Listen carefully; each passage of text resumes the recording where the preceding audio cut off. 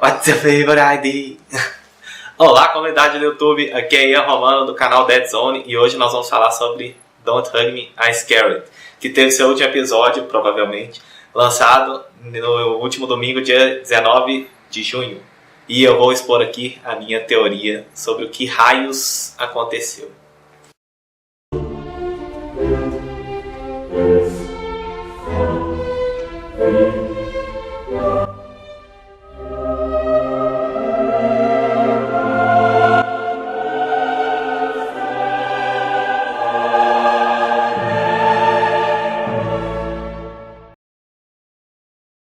Em 29 de junho de 2011, Bex Lowe e Joseph Pelling lançaram no YouTube o vídeo Don't Hug Me, I'm Scared, que eram uns bonequinhos estilo Muppets cantando uma musiquinha alegre, até que as coisas ficam bizarras e todo mundo ficou se perguntando o que tinha acontecido ali. Houveram teorias sobre o que o vídeo significava, era uma crítica à mídia, era uma crítica à sociedade, era uma crítica à manipulação, não sei o que. O sucesso do vídeo permitiu que houvessem continuações, todas igualmente críticas e todas com musiquinhas alegres e que representavam coisas do cotidiano. Então, a gente começou a perceber certas constantes. Por exemplo, a data 19 de junho.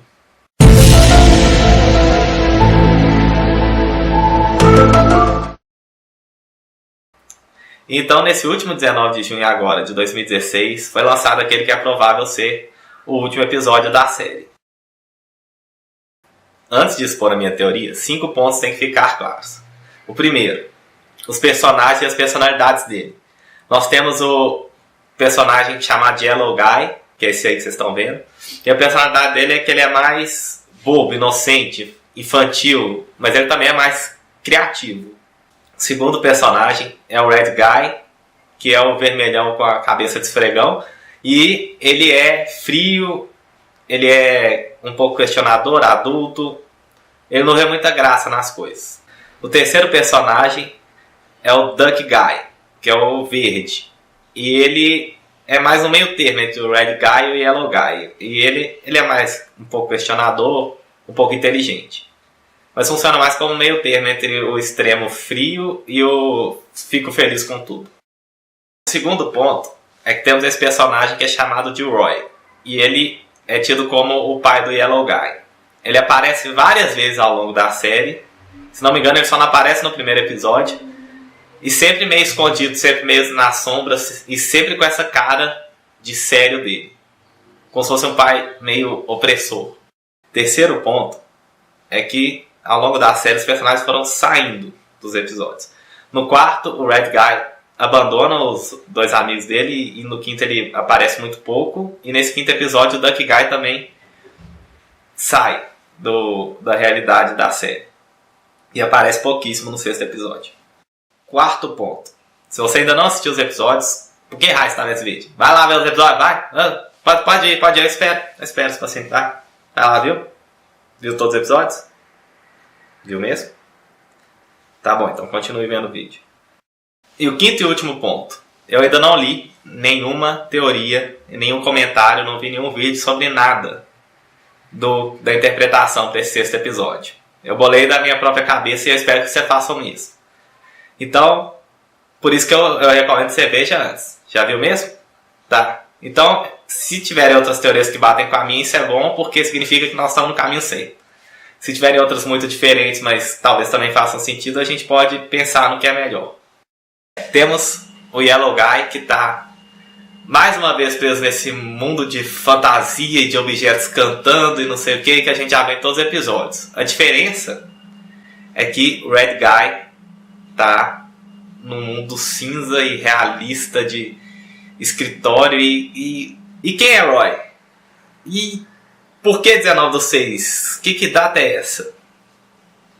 A minha teoria é de que tudo isso está acontecendo num único dia, esse dia 19/6, e que o Red Guy, ele cansou da rotina fria, calculista que ele tem no escritório. Então, ele decide tentar dar um pouco de cor no mundo, botar um pouco de criatividade, as coisas cantam, são alegres. Essa visão que a gente teve dos episódios anteriores, 1, 2, 3, 4 e 5, vem da ótica da forma como o Red Guy está enxergando o mundo e a gente está enxergando através da ótica dele. O que estourou tudo isso foi ele imaginar um bloco cantando, que é o primeiro capítulo. Repare que todos os outros capítulos, com exceção do quinto que ele não aparece, a primeira palavra é dele. Ele pensa na coisa e ela começa a acontecer, a cantar. A gente vê isso através dele. E o estopim disso foi o bloco de notas começar a cantar e pedir: olha, seja mais criativo. E aí é o que ele faz. O problema é que o mundo adulto fica assombrando ele durante essas viagens que ele tem. E aí as responsabilidades desse mundo começam a pressionar e as coisas começam a ficar mais bizarras no vídeo. É nesse momento que a parte alegrinha começa a perder o sentido e tudo começa a ficar maluco. Porque ele está se sentindo pressionado. Apesar dele querer mudar as coisas, deixarem elas diferentes, o mundo não funciona assim. Ele tem que aceitar a forma que o mundo é. E aí tudo começa a entrar em colapso. Então, nós temos o Red Guy. E dentro do cérebro dele, aquela que seriam as 3 personalidades dele. O Yellow Guy, que representa o lado infantil, a infância do próprio Red Guy, e esse lado, que é esse lado mais bobo, mais alegre, mais criativo. Reparem no primeiro vídeo como ele é o personagem criativo ali. Ele que desenha o palhaço, ele que bota os gravetos, então, com a cor verde, né, que não é uma cor criativa. E nós temos o lado Red Guy, da personalidade dele. O Red Guy tem uma personalidade que representa ele mesmo, que eu chamo da personalidade Red Guy, que é exatamente igual a ele mesmo. E essa personalidade é fria e representa a parte adulta dele. E tem o meio termo, talvez seria uma parte adolescente dele, que é o Doug. Então, ao longo desse dia 19/6, essas personalidades dele vão reagindo com esse mundo que ele criou. E a primeira personalidade a abandonar essa ideia de criatividade, bobeira e infantilidade é a personalidade adulta dele, que vai embora no 4º episódio do computador. Ela não pode lidar com essa ideia de ficar fazendo dancinha e digital style, não, ela precisa assumir as responsabilidades.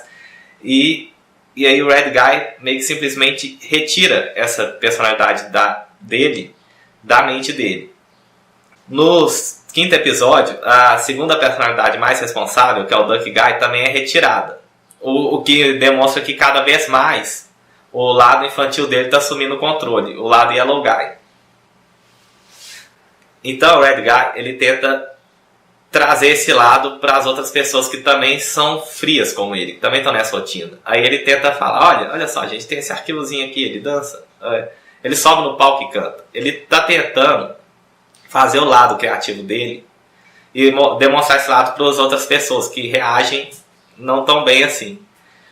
E ele começa a perceber que mesmo que ele queira, ele não pode abandonar a rotina e viver desse tipo de arte dele, desse tipo de criatividade. Quando ele percebe isso, a mente dele entra em colapso e a gente tem a cena da sala de controle. E é aqui que entra o Roy, que é a figura do pai. Mas ele não é só o pai do Yellow Guy, ele é o pai do Red Guy, porque afinal o Yellow Guy e o Red Guy são a mesma pessoa. Então, ele está sempre assombrando o Red Guy. Toda vez que o Red Guy tenta botar essa criatividade para fora, ele vê o Roy. Significa um pai que estava oprimindo ele, que quando o Red Guy era criança, não deixava ele extrapolar a criatividade dele. Falava: não, você não tem essa de você viver da sua arte, de você viver da sua música, não sei do que, dessa sua criatividade. Não, você tem que achar um emprego de verdade e o mundo é esse e você vai ter que aceitar. Sinto muito. E aí, essa opressão em cima da criatividade do Red Guy, que ele mesmo, através da figura do pai, sempre botou para dentro da mente dele, deixou ele escondido, acabou estourando. E aí a gente tem essa extrapolação toda. Tudo começa a ficar maluco naquela sala de controle. E o Yellow Guy, que é o lado infantil dele, começa a entrar em colapso. Então o Red Guy percebe: não, eu não posso viver só assim. Eu preciso tentar achar um ponto de equilíbrio. Ele percebe isso quando a mão do Roy chega e encosta no ombro dele e ele lembra das coisas que o pai dele falou e associa tudo isso àquele mundo que ele vive e à forma como ele quer viver. Ele tem que achar um jeito de associar. a forma como ele quer viver e a forma como o mundo é.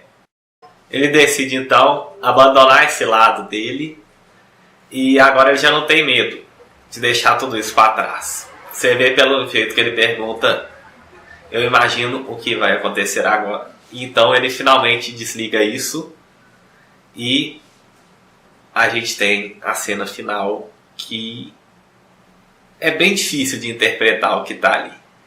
O primeiro detalhe que a gente tem que reparar nela é que os personagens eles estão nas cores que eles diziam que eram as cores favoritas dele no primeiro episódio. O segundo ponto, claro, é a mudança de dia. Nós já não estamos mais naquele dia 19, já é o dia 20 e ele está na mesma mesa do início do dia 19, que representa algo mais como uma rotina mesmo. Só que ele está diferente agora. As personalidades dele são iguais, mas estão diferentes e isso é representado pelas cores. Talvez isso signifique que ele pode se adaptar, ele pode ficar inserido no contexto de um mundo que não é o que ele gostaria de ser, mas ao mesmo tempo ele não precisa deixar de ser quem ele é.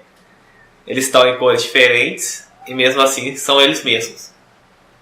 E eu acho que a interpretação final, do final pelo menos é essa, já que eu tenho. Depois de finalmente bolar minha teoria, eu assisti o episódio de novo para ver se fazia sentido, se tinha coisas que podiam embasar tudo aquilo que eu tinha falado. E eu reparei em duas. Uma é na cena que o Abajur fala que você pode sonhar em queimar seus amigos. Ele fala isso pro Yellow Guy. Ou seja, o Yellow Guy ele é a personalidade que quer se sobrepor às outras duas, queimar elas. E o segundo ponto é que nessa mesma cena a gente tem o relógio do segundo episódio que representa o tempo. Quando o Yellow Guy vê ele, ele fala: você me fez morrer. Isso significa que o tempo, a passagem do tempo, retirou esse lado infantil do Red Guy. The past went into a mystery. You made me die. Reparem que quando ele fala você me fez morrer, ele não aponta para si mesmo, ele aponta na direção do Red Guy, o que só confirma a minha teoria de que se tratam da mesma pessoa.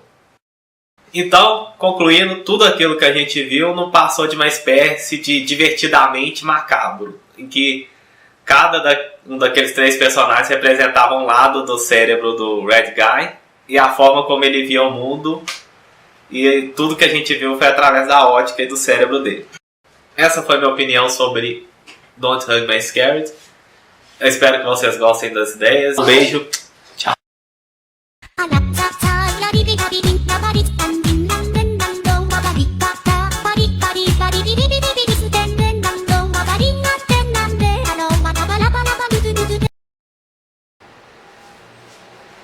Aí, ficou bonzinho.